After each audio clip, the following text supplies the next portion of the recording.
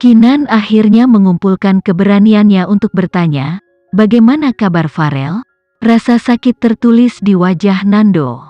Dia masih tidak tahu apa yang sebenarnya terjadi. Dia hanya tahu bahwa kakak telah menderita beberapa cedera serius. Kami tidak tega untuk memberitahunya. Dia terlalu kecil untuk mengetahui hal ini, itu mungkin mempengaruhi pertumbuhannya. Oke, bagaimana dengan yang lain? Kakek sedang tidak baik-baik saja, paman dan bibi sangat hancur tetapi mereka tidak akan jatuh dengan mudah, kata Nando dengan percaya diri. Ini adalah semangat keluarga yang kuat, mereka tidak akan mudah hancur tidak peduli seberapa besar pukulannya, jika tidak, mereka tidak akan mencapai tahap mereka pada hari itu. Semuanya akan baik-baik saja, kata Kinan kepadanya dalam bentuk janji. Ini akan menjadi keyakinannya untuk masa depan yang panjang. Faktanya, karena keyakinan inilah dia berhasil menarik satu demi satu legenda. Karena Kinan mengatakan pembunuhnya adalah David, Nando dengan cepat pergi untuk membuat laporan.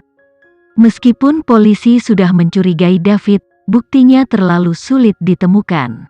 Ledakan itu telah menghancurkan segalanya, termasuk kehidupan Agnes. Selain itu, polisi merasa sulit untuk percaya bahwa David akan sangat kejam untuk membunuh sepupunya sendiri. Hampir tidak ada yang percaya bahwa David akan melakukan itu. Lagi pula, Agnes tidak melakukan kesalahan besar. Akankah keluarga Alvarendra membungkamnya hanya karena itu? Selanjutnya, di mana David akan menemukan bom dalam waktu sesingkat itu? Bagaimanapun, David tidak tahu bahwa Vano dan Kinan akan datang untuk menghalangi jalan mereka. Oleh karena itu, tersangka utama polisi adalah Arga. Karena Arga, Kinan dan Vano pergi mencari Agnes. Polisi mengira ini adalah plotnya selama ini. Rencananya adalah membunuh semua orang yang terlibat dengan bom. Kebenciannya pada Vano dan Kinan didokumentasikan dengan baik dan marah pada Agnes karena dia memaksanya untuk membunuh Nando. Dia memiliki motif paling banyak untuk mengatur bahan peledak. Namun, satu hal tetap menjadi misteri. Bagaimana Arga mengatur semua itu?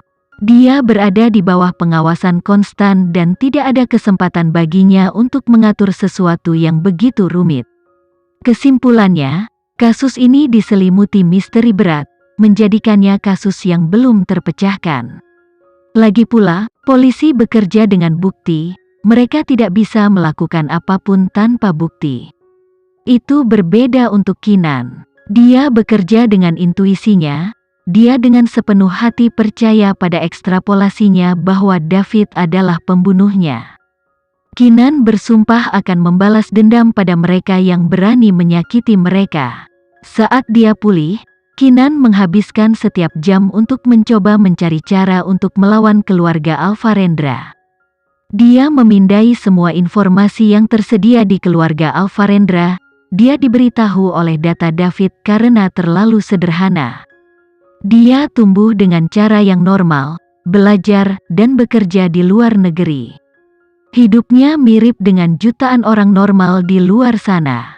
Biografinya lurus ke depan dan teratur, bahkan terlalu lurus ke depan dan teratur. Karena akankah seseorang dengan latar belakang yang seharusnya membawa bom mini bersamanya dan membunuh sepupunya tanpa mengedipkan mata? Oleh karena itu, pasti ada sesuatu yang bekerja di bawah permukaannya yang tampaknya tidak mengesankan. Tidak peduli apa itu, jika Kinan ada dalam kasusnya, dia akan segera ditemukan. Sebulan telah berlalu. Kinan sebagian besar telah pulih. Vano masih sama. Harapan mereka telah berubah dari dia menjadi lebih baik ke kondisinya tetap sama dan tidak memburuk. Dalam 1 bulan ini, selain meneliti keluarga Alvarendra, Kinan bahkan mengunjungi Sheila. Ini adalah pertama kalinya mereka bertemu setelah identitas mereka berubah kembali. Namun, Sheila saat ini bukan lagi Sheila yang lama. Dia memiliki identitas baru dan nama baru, Gina Fernandez. Itu adalah nama tuan rumahnya.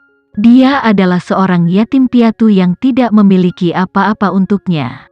Dengan kata lain, Gina adalah seorang wanita muda biasa yang bertahan hidup di pinggiran masyarakat. Setelah Sheila menjadi dirinya, dia tidak menggunakan 1 sen pun dari sejumlah besar uang yang diberikan Vano padanya. Ketika Kinan menemukan Sheila, dia sedang bekerja di sebuah restoran.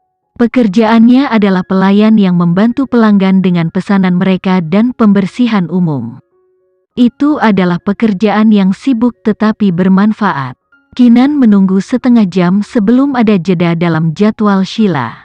Sheila duduk di seberang Kinan dan bertanya dengan gugup, "Apakah kamu memiliki sesuatu yang kamu butuhkan dariku?" Tidak peduli berapa lama, dia masih merasa takut dan bersalah terhadap Kinan. Kinan adalah dirinya yang biasa. Dia bertanya langsung, "Bukankah Vano memberimu sejumlah besar uang?" Sheila mengangguk malu-malu. "Tuan Vano memang melakukan itu, tapi aku belum pernah menggunakannya." "Kenapa tidak menggunakan uang itu?" Untuk beberapa alasan, Sheila merasa bahwa Kinan di hadapannya menjadi lebih pendiam dan menyendiri. Seolah-olah Kinan menghilang ke alam, seperti seorang biarawati yang telah melihat dunia dan tidak lagi mempedulikannya.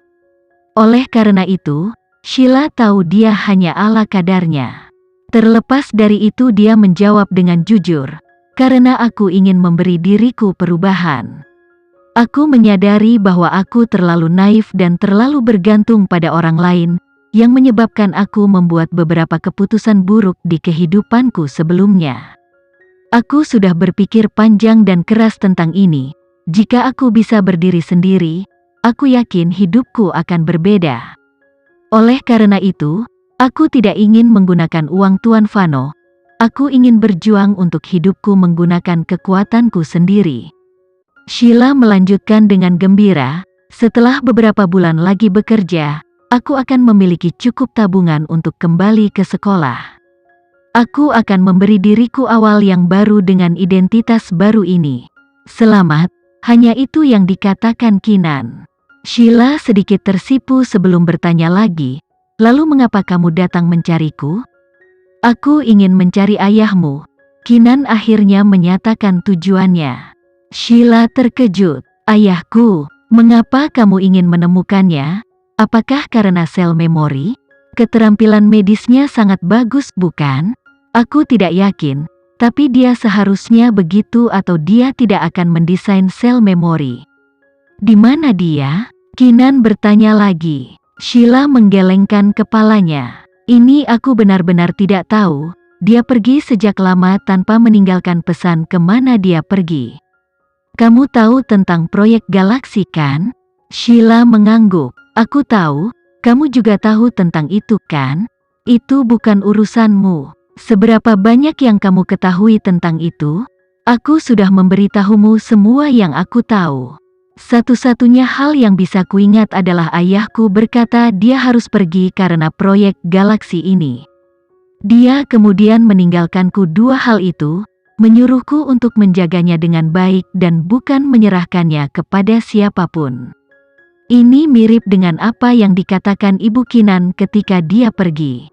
Sepertinya Sheila benar-benar tidak tahu lebih dari itu. "Apakah ada cara untuk menemukan ayahmu?" "Aku berharap ada, tetapi tidak ada. Jika ada, aku akan pergi untuk menemukannya sejak lama." Setelah jeda yang lama, Sheila bertanya dengan ragu-ragu, "Kinan, bagaimana kabar Tuan Vano?" Keadaan Vano saat ini tidak bisa disembunyikan selamanya.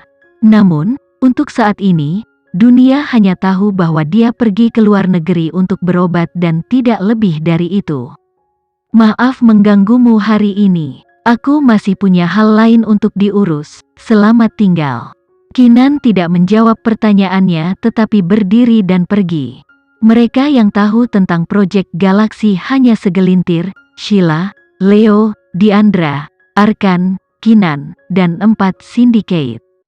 Sheila tidak tahu apa-apa, apalagi Diandra. Arkan telah meninggal dan Leo telah menghilang.